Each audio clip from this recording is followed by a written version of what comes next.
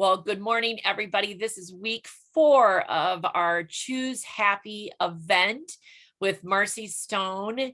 And the last few weeks, Marcy, she started off in the hospital. She got home. She looked awesome. And unfortunately, she is back in the hospital today, but is still with us. And I thank you for that, Marcy, because you're an inspiration to all of us. I want to start by reading the verse that we're talking about these days. This is Philippians 4, chapter 4, verse 8.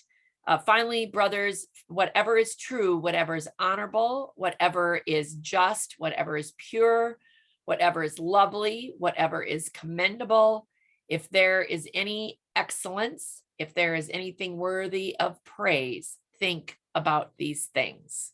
And we do have so much to be thankful for and to praise God for. And I am so glad that each of us is here. And so I got to count. We did true, honorable, just or right. And so today is pure. Is that right, Marcy? That's right. Today is pure. Isn't that a good way to say that? Today is pure. It is. Ooh. Yes, It because it does get to be a pure day. Yes, so it's once again one of those times that we could say, here's the truth. The truth is not so great for me anyway today, but it also is a great opportunity to have pure thoughts. So I wanted to open us up, Heidi, by just asking the gals that are here and present with us on screen anyway, what does pure mean to you? What does it look like to have pure thoughts, pure words, pure being? Could you help me, maybe, Heidi? Yeah, absolutely. And I'll jump in and start. And when you say that, what is pure? What are pure thoughts? I think there's constantly thoughts that are popping into my head of, there are very few people in my life like this, but there are a couple who I think they're intentionally trying to drive me crazy. And so I think, well, they must be thinking blah, blah, blah, blah, blah, fill in the blank, when I really don't know that that is the case.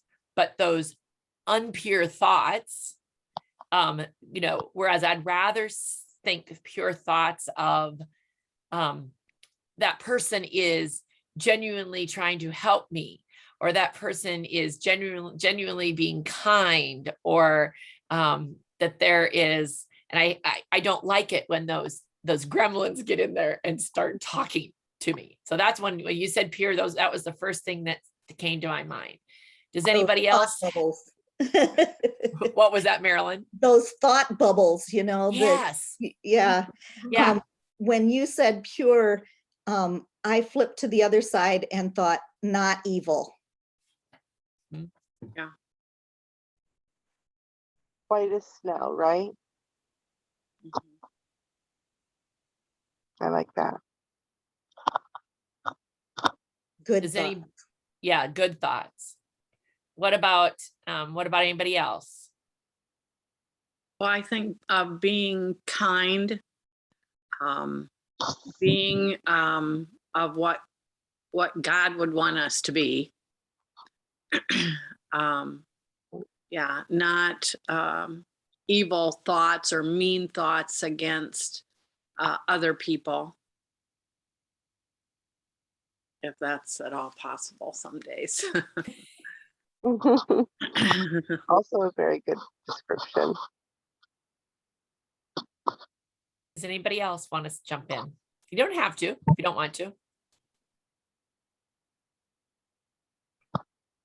I do have one thing. In Yes, Nancy. Matthew 5:8, it says, "Blessed are the pure in heart, for they shall see God." Right. Yeah. Say that verse again, Nancy. Matthew 5:8. Part of the Beatitudes. Yes.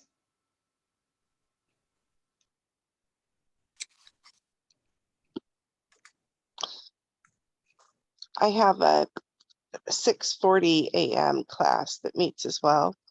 And my daughter has joined that one. And it's called my Jammies and Jesus group. We just do a quick devotion each morning and set up our intentions for the day. And my daughter has a 3-month-old baby.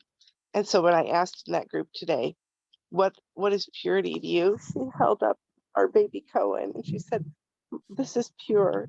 And I thought, oh, how perfect, right? Infants are a sign to us of purity because they are so fresh and so new. The world hasn't gotten its grips on them yet.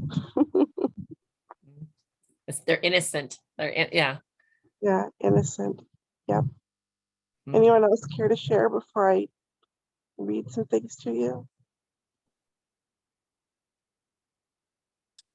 Okay, I'm going to stop my video just because I have to go to another spot on my phone here to get to what I want to read.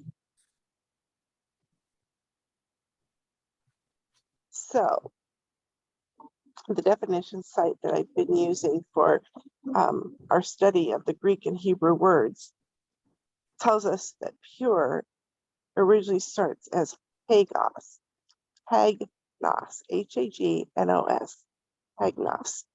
And it says that it is free from defilement, stainless, that will not be contaminated, that which is morally and inwardly pure. It is, which is undefiled. Jesus is hagnos. And so as believers are to purity, or to keep ourselves pure, to purify themselves, just as Jesus is pure, especially in view of the truth that we have the hope and certainty that one day we will be like him. Hagnos refers to the ceremonial purity and to moral purity. It especially means keeping our bodies undefiled and abstaining from sexual sin. Then saints, as we know, were constantly attacked with temptation to sexual impurity. But Paul gives us strong warning to every saint about this. And he tells us to be sure that we are using Jesus as an example, to keep things in our inheritance as a child of God. Oh, excuse me, guys. Got a pain right now. Heidi, I'm gonna let you take over Okay. a second here. Absolutely. Yeah, there you go, Marcy. Anybody want to jump in as to what they're hearing?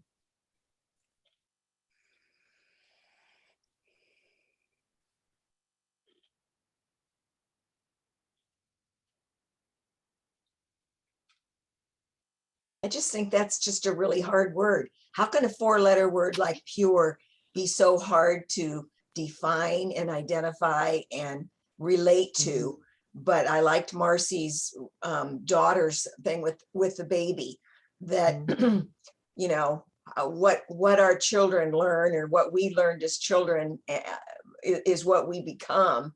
And it sometimes scares me, you know, with all the things that are out in this world, of how it can take and change someone's thoughts and actions, and responses to other people. You know, there was a thing on TV this morning. I watched just a little bit of the Today Show, and the big news was that there may not be enough Halloween costumes for everyone. And it's kind of like, okay, I've never been a lover of Halloween, and so is that a bad thing? I mean, really, our focus on life and what our life needs is really challenging at times, I guess is the way I would put it. And so pure is probably the farthest thing from many people's idea of what their life should be. I would agree. you also want to say, hey, we know a great craft store, fabric store that can help you make a costume. That's right. We've got fabric. We can sell you stuff. You can make it. Yeah, it is. It Go is ahead. interesting to think that the word pure, like it should be so simple. If we pour a glass of pure water, Uh-huh. but even water is not pure Mhm. these days. You know what I mean? It's not. It's interesting that it sounds like it would be so simple, but it's not. And I suppose we know that's why it's in scripture. God knew it wouldn't be simple for us. Mhm. Mhm. So we get to live in that space and grow and become more pure. Mhm. Mhm. I think the older I get, the more I wish things were more pure Mm, or how to get back to that. It just seems like lately through a life situation within my family, it's like, okay, I thought at my age things were supposed to get a little easier. mm. And it seems like it's the opposite way as for me lately. To me, And when I you go oh, ahead. go ahead. Heidi. No, as I say, when you said that, it made me think it's that is pure simple. Is it equal to simplicity, and we do get our lives so complicated when actually it should be so simple. Yeah. Mhm. Yeah. Yeah, maybe it's not as hard as we make it, right? Mhm. Yeah, I think we do make it much harder than maybe what it should be. That's why I enjoy quilting, is because to me that's pure. It's creative. It's in my own little space, and that's what I love about sewing, is that I can block out some of the other things in life that complicate life so much, and I can just focus on that one thing, that pure creativity and fun. Yeah. There's a great reason that we call that recreational, right? Yeah. It recreates. Mhm. Mhm. Recreates that peace, that joy, that purity. And so that takes me to, if quilting helps us focus on something that's pure, how else can we focus ourselves and our attention on what is pure? Well, I have the other day something came up on Facebook that I saved this. It says God doesn't expect you to handle it. He expects you to hand it over to him. He doesn't want you relying on your strength, but on his. If we keep walking around thinking God won't give me more than I can handle, we're setting ourselves up for heavenly disappointment. Good news, he beckons for your burdens. Cast your cares upon me. 1 Peter chapter 5, verse 7. You will never know relief until you do. For this hard place, I have Jesus. So that really kind of hit me. I don't rely on him as much as I should to help get through things in life. That's really good. That's powerful, Julie. I had a good friend, when I told her I was back in here, message me a great reminder that I get to have command over my body. Scripture says I can command my body to align with God's perfect word. Now, that doesn't mean I'm going to like everything that always happens with it, but it means I do have that control to say, my body is filled with the Holy Spirit. And so there's not room for dis-ease, for illness, because I have the Holy Spirit in me. Now, does that mean I woke up and everything's gone? No, but I am believing in healing. I am believing that it's coming. I've already thanked God for it because he tells me I can, that if I ask, I can receive. And so I think, Julie, that fits well with what you were saying, you know, in that quote that you kept from Facebook. We get to we get to choose. And really that's been our ongoing theme with the study, isn't it? Choose happy, choose healthy. Yeah. Yeah. And Julie, if you can, email me or send that through Messenger and I'll attach it in the email tomorrow for everybody. Okay. You know, coming down to your open house, Heidi, on Sunday, and I'm sure you sensed it, as busy and swamped as you were, those people that were in that shop, that was pure joy. Oh, It was. Can't It was wait, you're gonna make me pure cry. joy. oh, that's wonderful news. It was pure joy for me. It was Mhm. fun. It People was. wanted to be there, Yep. Absolutely. and you created that. So thank you. Oh, thank you, Julie. That's so sweet of you. Yeah, I'm doing what I want to do and what I feel like God has put me on this earth to do. I feel like I'm in the right place doing the right thing. So thank you. You're welcome. It is a beautiful thing, Heidi, that you offer something so pure for people to be a part of. Mhm. Yeah.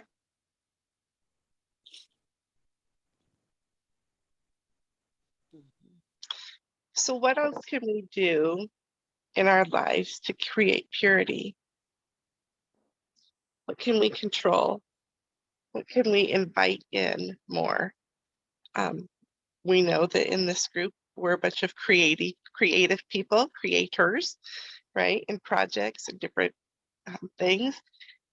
Having more time to do that is one way to have more purity.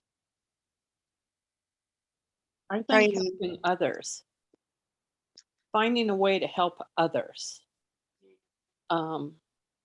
You know, whether it's donating something or making something for somebody. It might be somebody you don't even know. Just that's to me pure, pure joy, and makes me happy, is knowing that with the skills and talents that I have, I can help somebody else that may not have those skills. Yeah. That's a wonderful way to say that, because what I hear you saying is we're doing it with right intentions. Right. Yeah, that makes it pure. Good one.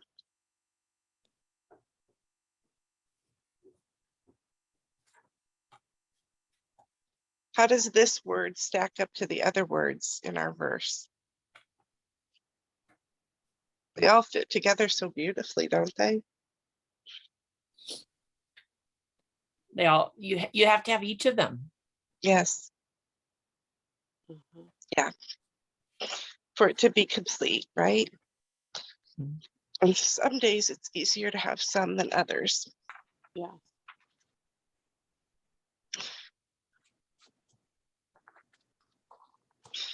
Friends, I am in pure pain right now. So Okay. I think that I am going to tap out a little early, Heidi, You and go Yeah. get a hold of my nurse and say, it's time for some medicine. Yeah. you do that. You You do guys- that, Marcy. Take Love care, you. Marcy. Love Thank you, you. and we'll be in touch. Thank you so much. Oh, I feel Oh bad. my. That's pure dedication that she continues to do what she feels like I mean, I'll say right back to what you just said. It's finding a way to help others. She's doing that. Yeah. She's you know, she's been in the hospital again since I think it was Friday, maybe Saturday. She sent me a text and that she's back in the hospital. So not easy. Mm-mm. So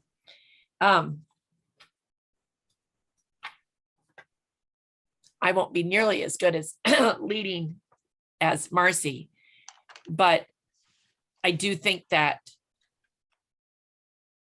the word pure is in some ways the most difficult, even though it should be the simplest, because we're tempted. We're thrown into situations where it's easy to a slip of the tongue, just our actions, that we constantly have to evaluate what we're saying and what we're doing. And this morning my girls and I were having a discussion about how people say things. And in this particular case, it was that person sounded demanding. Probably wasn't their intention, but that's how they come off. And I said right back to Virginia, who had texted me the other day, that I needed to pick her up at 3:30 sharp. Oh, gosh. And it came across as a 14-year-old demanding her mother, and I said, I will only pick you up roughly at 3:30 when school is out if that word is removed and the word please and thank you are inserted. which she did. But this morning I brought it up again because they were talking about this individual that they felt was being really demanding. And I said, Virginia, it's no different than what you were doing to me in the text. You were demanding that I be there, and you were demanding that I be there at 3:30 sharp. And I said, it's, you have to think about how your words are coming out and what that intention is. So, I mean, I think words are so hard to remain pure. Yeah. That's why we get a new day every day, is to try over again. Yeah. I think, has everybody here met everybody, or do we need to go around the room again and introduce yourself? Okay, No. Let's do that. I'll call you out. Let's start with Julie DeBauer. Julie DeBauer, yes. Hi, I'm from Carroll City. I'm a retired family and consumer science teacher. Taught at Nashville Plainfield for 37 years. So I was on in Carroll City, and I have lots of cats and a dog, and I now help Iowa State with supervising student teachers. That's awesome. And Julie, Virginia enjoyed your conversation about the FCCLA. That's right, acronym. Yes. Yes. Because my two friends and I that came on Sunday we're Community Leaders of America chapters. And so one of them was asking your daughter if she was a member of that. And so we were all excited because we just know how impactful that organization can be for students. Awesome. So we are very happy that she was a member. So, Awesome. and all three of us would help her do whatever she would like to learn how to do. One of us in that group is still teaching. The other two. Awesome. All right. Her tag says grandma, but she is Julie McNair. Oh, now Julie, you turned your volume off. Your sound Okay. off. There you go. So Okay. introduce yourself. Julie McNair, grandma to 14, 7 girls and 7 boys. Oh, And gosh. Oh my. it's lovely. I live out on an acreage, have a farm. I love quilting. What else would you like to know? And one of those 14 was assisting yesterday at the store. So you may have seen a post that was put up about lunch. I think maybe it was in the creative community. I'm not sure where, but Hattie helped us. Well, she's helped us a couple of times now because she goes to school all year round. So she has different breaks. And anyway, one of the sweet 14 that you've got. And she loves it. She says, I need to go to work, Grandma. What time do I need to go to work? So it's good. All right, Marilyn. Marilyn Lone. I live in Robbins, Iowa. We have a farm, but our farm is different than corn and soybeans. We have a sod farm. So we grow grass and send it all over the state of Iowa. Oh, Interesting. Mhm. Very interesting. All right, Monica. Yes, Monica Lurson. I live near Shell Rock. That's in Butler County, the only county in Iowa without a stoplight. Um, so we're pretty rural. And my main job right now is gopher. I go for this and I go for that. As the boys are, my two sons that farm with me are out harvesting, although the weather has been not the greatest in the morning. So the beans are really slow in coming out. But I have to tell you, because Heidi mentioned pure joy, or maybe it was Julie that mentioned pure joy. I had an instance of pure joy Friday afternoon, last Friday afternoon. I was in Ames. I'm an Iowa Stater too, Julie, and was invited to the College of Human Sciences scholarship reception. yes. And met my, actually 2 of my 3 scholarship recipients. Oh, Two of them are in the College of Human Sciences. They have to be in dietetics in order to receive my scholarship. oh, One of them is currently out doing her internship, so I didn't meet her, but the other gal I met and got to know, and it's been really fun in the approximately 8 years that I've had this scholarship, that I've met all my scholarship recipients and continue to correspond with them as they enter their profession. It's just really awesome. But what was even more awesome is my foundation contact person got in touch with the College of Agriculture. And the scholarship recipient from my husband's scholarship was able to join us, and I got to meet her as well. And so it was just really a great hour of visiting and getting to know these young ladies, and hopefully continuing to have contact with them in the future as they pursue their interest in life. uh-huh. That's wonderful, Monica. Such a Yes, good thing you're doing for those students and for yourself Yeah. to get to build those relationships. That's wonderful. Well, the story is this: when my husband, one of the last things my husband said was he wanted his memorial money to go to a scholarship at Iowa State. And so within days of his funeral, we had enough money to begin a scholarship at Iowa State in his memory. And so I thought how awful it is that he doesn't get to meet these people and these students.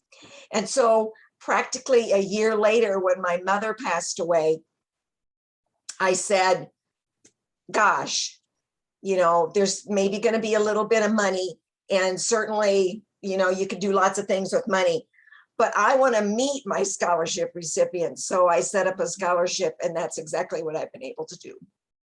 Good for you. Yeah. That's awesome. I applaud That is you. awesome. Yes, wonderful. Teresa.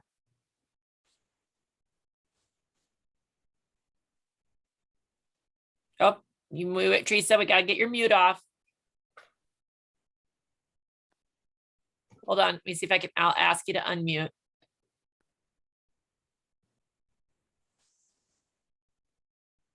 Nope, you got try one more time. Do you want me to introduce you for you? It's Teresa Bartholomew, and she is a quilter. And let's see, I always get mixed up, Teresa. You're Traer, Gladbrook. No, which way? Traer, Waterloo. See, you're over there. You're over there. Waterloo. Okay. And Teresa was just here a couple weeks ago. Seems like just a couple weeks ago for a retreat. So next time, Teresa, you can do more introduction. All right, Nancy.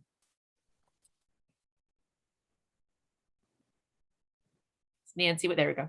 There we go. I'm Nancy Galbraith. I live in Atkins. Like I've said before, I'm retired nurse. I don't have 14 grandchildren. I have 4, but they're just as wonderful as having 14.